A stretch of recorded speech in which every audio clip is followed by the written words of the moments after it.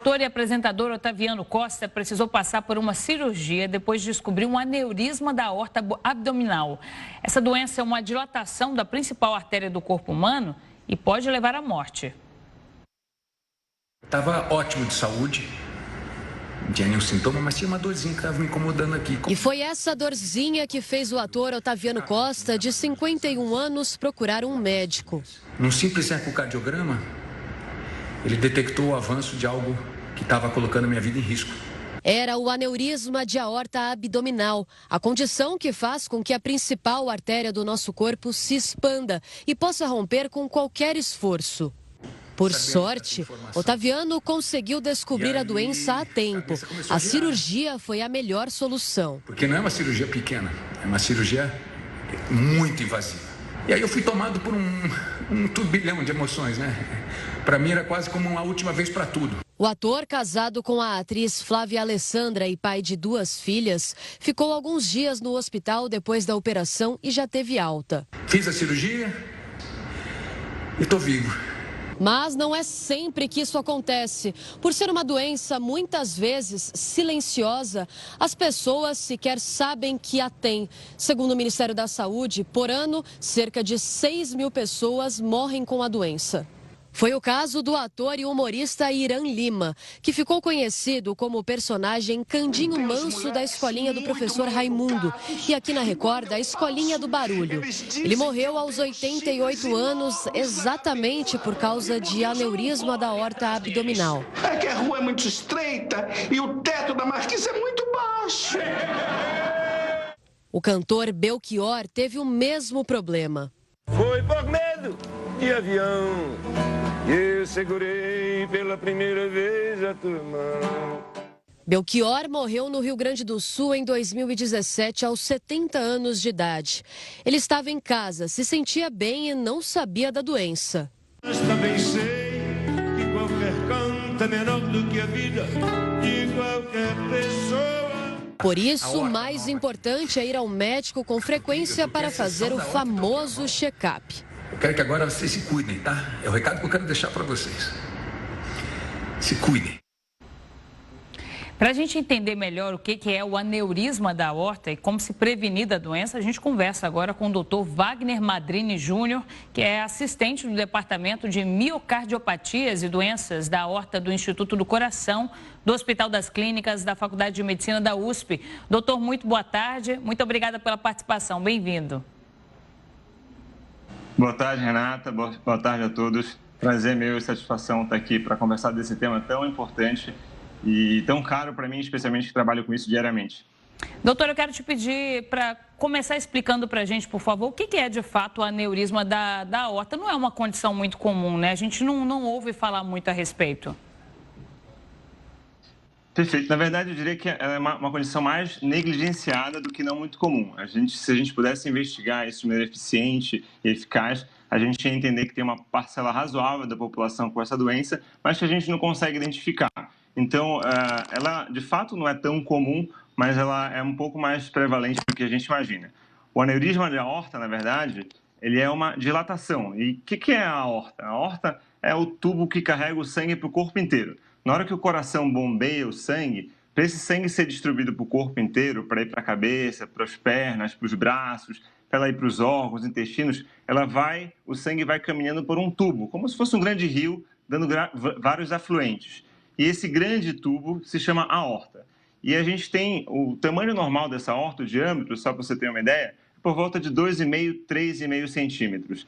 E quando a gente fala de aneurisma, seria a dilatação desse tubo. É quando esse tubo começa a dilatar para além desses valores que eu comentei de normalidade, e isso, dilatando, pode fornecer um risco para o paciente. Então, o aneurisma de aorta nada mais é do que a dilatação desse tubo que carrega o sangue para o corpo inteiro. E só para você ter uma ideia, Renata, o coração bombeia para esse tubo cerca de 5 litros de sangue por minuto.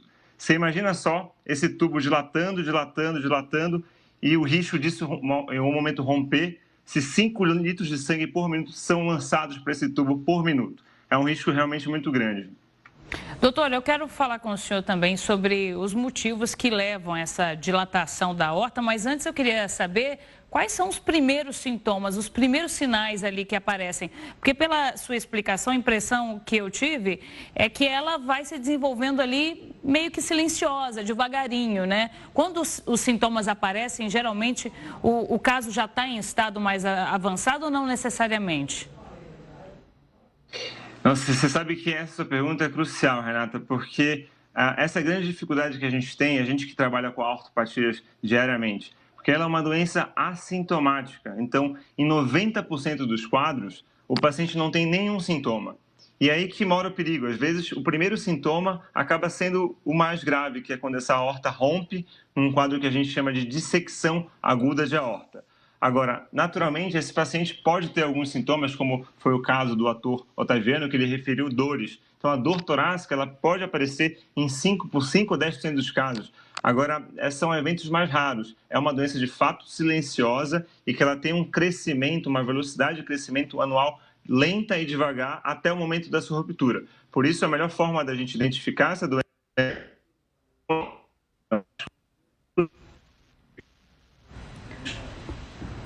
uma catástrofe maior como rompimento desse tubo. Se a gente for pensar em causas que você perguntou, a gente tem algumas diferenciações. Esse grande tubo tem um segmento que é um segmento ascendente, que é logo na saída do coração, que ele é um segmento que seria a porção proximal, e a gente tem uma porção mais distal, que seria da aorta abdominal. Então, a gente tem a parte torácica e a gente tem a parte abdominal. Quando a gente fala de aneurismas da aorta ascendente torácica, a gente tem como principal fator de risco a hipertensão arterial não controlada, tabagismo e doenças genéticas. São os principais quadros. E a gente tem síndrome de Marfan, Ehlers-Danlos, Loeys, tem uma série de síndromes associadas com a doença da aorta ascendente.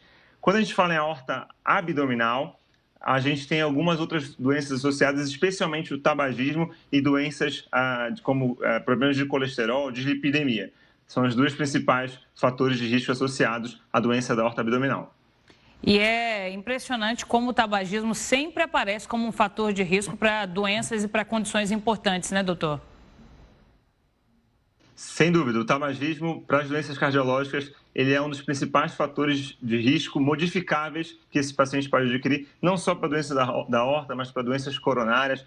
Enfim, tem uma interface grande com diversas outras doenças do coração. Então, o tabagismo, de fato, é um grande vilão das doenças cardiovasculares. Doutor, agora, pela sua explicação, a gente viu que os sintomas, eles podem demorar para aparecer e mesmo quando aparecem, não são sintomas muito claros, né? São sintomas que podem ser confundidos com sintomas de outras doenças. Geralmente, como que o diagnóstico é feito? Como que se chega à conclusão de que a pessoa está com um aneurisma da aorta, né? Para poder reagir de forma rápida, porque eu imagino que quanto antes o diagnóstico for feito, maiores as chances de cura, né? Perfeito, Renata. Na verdade, você sabe, a gente...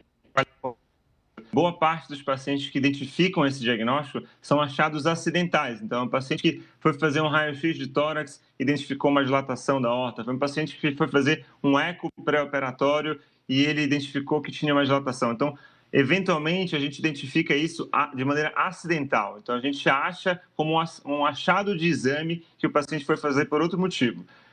Por isso, a melhor forma da gente identificar seria com exames periódicos e de rotina do paciente que eu possa identificar essa dilatação. Então, o check-up, manter o paciente indo periodicamente ao médico de tempos em tempos para identificar se esse paciente tem algum fator de risco ou mesmo uma história que possa sugerir um aneurisma. Essa é a melhor forma da gente evitar.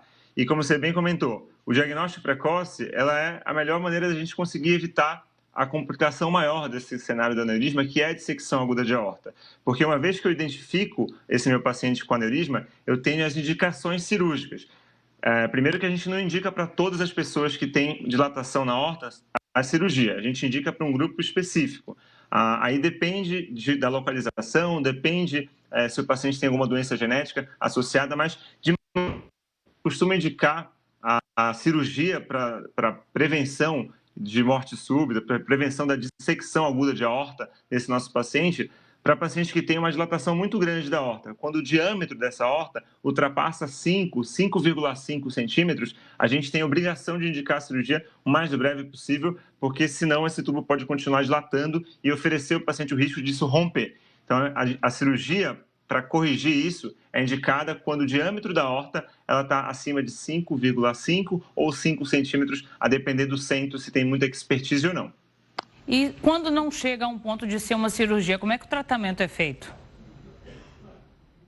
Então, primeiro que quando o paciente tem aneurisma de aorta, a história natural desse aneurisma é sempre crescer, tá bom? Infelizmente, não tem nenhuma medicação que vá diminuir o tamanho da aorta. O que a gente pode fazer é controlar bem a pressão, controlar a frequência cardíaca, controlar os fatores de risco de dislipidemia, para que a velocidade de crescimento desse paciente, dessa aorta desse paciente, seja lentificada. Mas, infelizmente, não tem remédio para que reduza o tamanho da aorta. Uma vez que esse paciente com aneurisma, a gente tem que acompanhar esse paciente periodicamente, controlar bem a pressão e a frequência cardíaca e, eventualmente, se esse paciente dilatar a aorta para diâmetros, como eu comentei, acima de 5, 5,5 centímetros, a gente tem que indicar a cirurgia pelo risco dessa aorta romper e esse paciente ter uma dissecção aguda de aorta. Doutora, a idade influencia também? Pessoas com mais idade têm mais chances de ter uma condição como essa? Sem dúvida. A gente tem dois espectros aqui, Renata. Tem pacientes jovens que têm essa doença e, geralmente, os pacientes jovens que têm essa doença são pacientes que têm doenças genéticas associadas. Então, são doenças de cunho de origem familiar, de origem genética, que fazem com que esse paciente possa ter essa dilatação. As principais doenças genéticas associadas seriam a síndrome de Ehlers-Danlos, outra bicúspide, ou válvula óssea bivalvularizada. Essa é uma condição também que pode promover a dilatação da raiz da aorta. A outra etiologia outro espectro seria os pacientes mais idosos, onde por doença degenerativa você tem uma dilatação da aorta, também expondo esse paciente a maiores riscos. Então, pacientes jovens com doença da aorta, possivelmente é um componente genético associado. Se for um paciente mais idoso, é por conta dos riscos das doenças degenerativas que advêm com a idade. Tendo esse fator genético associado e você alertando aí que os sintomas costumam não aparecer ou já apareceu muito tarde, o ideal então é que uma pessoa que já tenha tido um caso desse na família, que faça um acompanhamento regular, né, doutor?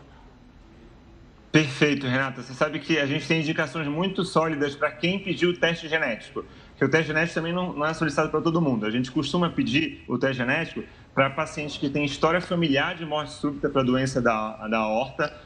A gente pede para pacientes que têm fenótipo, expressão fenotípica clássica de alguma doença da aorta, ou seja, o paciente que tem alguma alteração morfológica que me sugira uma doença genética, e pacientes que têm dilatação da aorta que têm uma idade menor que 60 anos. Então, essas são as principais indicações da gente pedir o teste genético para a gente poder ficar atento na indicação ou não de intervenção para esse paciente.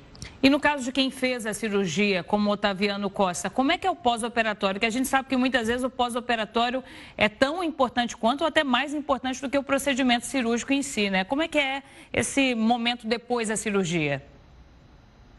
Exatamente. Você sabe que a cirurgia, ela compõe 3 momentos, sabe? O pré-operatório, o perioperatório, que é o ato cirúrgico, e o pós-operatório.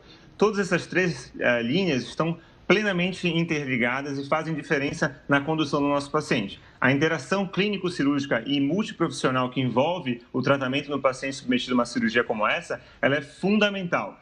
A cirurgia, ela costuma demorar, Renata, mais ou menos 6 a 10 horas. Ali, o tempo principal dura umas 2 horas e meia, 3 horas, mas todo o processo de abrir desde a pele, ter o acesso, depois fechar, demora de 6 a 8, 10 horas. No pós-operatório, esse paciente tende a ir para a UTI, naturalmente, uma UTI que faça esses cuidados para avaliação cardiológica. Esse paciente costuma ficar na UTI por volta de 3 a 5 dias, sob monitorização intensa, pedindo vários exames, acompanhando a evolução desse paciente. Depois desses 3 a 5 dias na UTI, esse paciente tende a ir para o quarto, onde ele fica ali por volta também de 3 a 5 dias no quarto, com visitas médicas periódicas, acompanhando esse paciente com exames, de novo, de imagem, ecocardiograma, tomografia, raio-x periódica e, indo tudo bem, esse paciente costuma receber alta entre 7 e 10 dias em média. Então, é uma cirurgia grande, que tem um estresse cirúrgico muito importante, mas, em média, o paciente costuma ir de alta entre 7 a 10 dias, se tudo correr bem. Eventualmente, se tiver alguma intercorrência, pode ser que fique um pouco mais de tempo. Se for muito bem, pode ser que fique um pouquinho menos de tempo. Mas entre 7 a 10 dias de internação é o mínimo que a gente vê ali para esse tipo de cirurgia. Logo depois da cirurgia, tem uma série de outros segmentos que a gente tem que fazer, acompanhamentos periódicos, para que o paciente possa ir retornando à vida normal aos poucos. Mas isso demora mais ou menos por volta de 30 a 90 dias para que o paciente tenha uma vida depois de um ato cirúrgico como esse. Doutor, agora uma dúvida. Muitas vezes quando a gente vê condições assim, doenças cardiovasculares, a gente vê que muitas vezes tem doenças associadas, né? Se a pessoa está sofrendo com um determinado problema, isso acaba levando o paciente para um outro. Num caso desse tipo de aneurisma, tem isso também? Porque pela sua explicação de uma expansão da aorta, um fluxo muito grande de sangue, a impressão que a gente tem olhando assim é que isso pode impactar outras áreas do corpo também, né? Isso pode acontecer? Pode, sem dúvida nenhuma. O aneurisma, como a aorta é esse tubo que vai conduzindo sangue para o corpo inteiro, ele tem várias ramificações. Eu posso ter aneurisma nessas ramificações também. Posso ter um aneurisma que vai para o cérebro, então eu tenho aneurismas cerebrais. Eu posso ter aneurisma que vai para alguma artéria que irriga o intestino. Posso ter aneurisma de alguma artéria que vai para a perna, aneurisma de ilíaca. Então, esse espectro da doença da aorta, ele pode estar encontrado em todo o vascular.